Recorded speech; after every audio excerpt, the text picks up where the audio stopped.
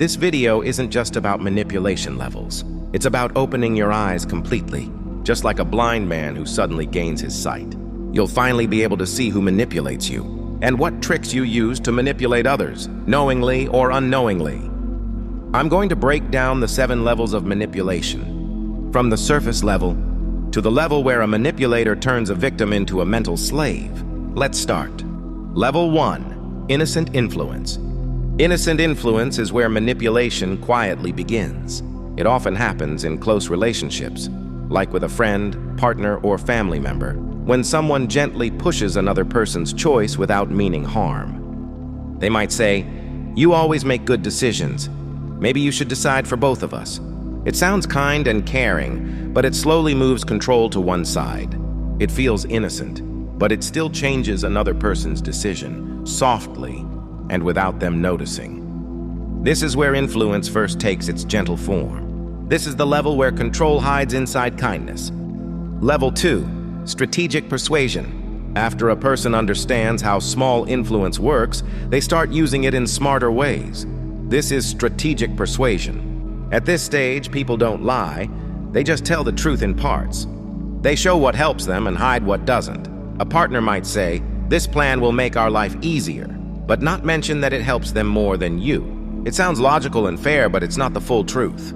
Strategic persuasion makes a person feel smart and in control, even when they're being unfair. Now, the influence that once looked harmless starts to turn into careful planning. This is the level where truth becomes a tool for control. Level 3. Emotional pressure. When persuasion stops working with logic, it moves toward feelings. This is emotional pressure. Here, the manipulator doesn't change facts, they use emotions.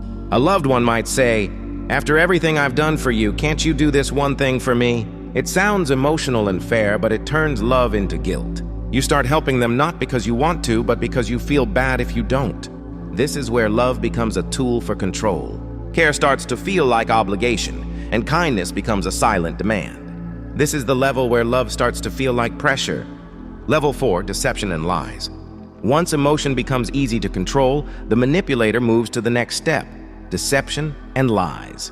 Now they don't hide the truth, they create a new one. They might say, "I was just talking to a friend," while hiding what really happened. Each small lie builds another, until nothing feels real anymore. They practice honesty like a skill, pretending so well that even they start believing it. Lies become weapons, used not to protect but to control. At this stage, trust turns into confusion, and truth becomes something they decide for you.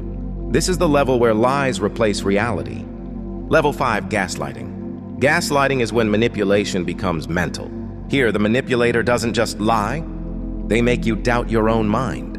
They might say, "You're overreacting," or "You never said that," until you start wondering if you imagined everything. Arguments no longer end with truth, they end with doubt. Over time, you lose confidence in your own memory. You begin to rely on their version of events just to feel stable. Gaslighting doesn't break you suddenly. It wears you down slowly until you stop trusting yourself. This is the level where confusion becomes control. Level 6. Systematic exploitation. When your trust is gone, control becomes easier. That's when systematic exploitation begins. Not one lie or one fight, but a full pattern. They might say, "No one understands you like I do," and it sounds caring. But slowly, you stop talking to others, stop meeting friends, and start believing that isolation is love. Step by step, they control where you go, what you do, and how you think. They don't need to shout or threaten. Control now lives in habits. Freedom fades quietly until you don't even realize it's gone. This is the level where control turns into a system. Level 7. Psychological enslavement. This is the final and darkest level, psychological enslavement. Here, the manipulator no longer needs lies or guilt, because the victim's mind now belongs to them. The victim starts defending the manipulator, calling control care and obedience love. Even when the manipulator is gone, their voice still lives inside the victim's thoughts. The person forgets how to think or decide for themselves. This is not love or loyalty. It's the loss of self. Escaping it doesn't just mean walking away. It means remembering who you were before control took over. This is the level where freedom disappears completely. Before reaching the stage of enslavement, every human being must pass through 6 earlier levels.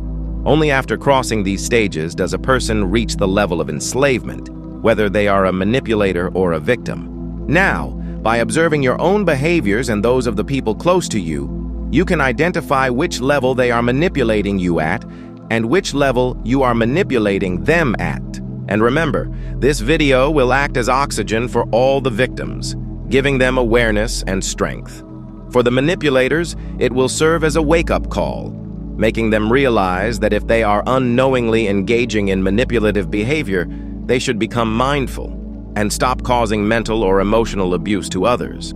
If this helped you see things more clearly or made you think in a new way, I'm glad it did. I'm not asking for anything, just sharing what I've learned. But if you liked it, give it a like and share your thoughts in the comments. Your words help keep real conversations alive.